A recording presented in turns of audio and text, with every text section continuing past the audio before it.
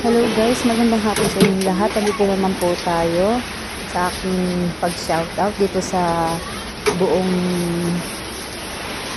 Kapatiran Village, Pasig, Buaya po sa Imus Cavite.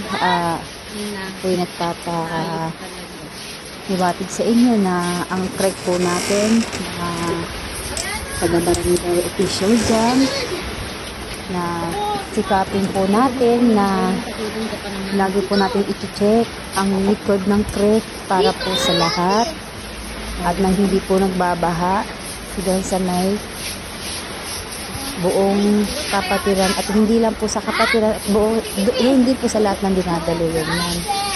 Ayan po, nakakatakot po ang bagyo ngayon kasi hindi natin masabi baka yung mga dapat na basura sa likod, huwag naman po kayong mga nagtatapon yung mga nasa likod po.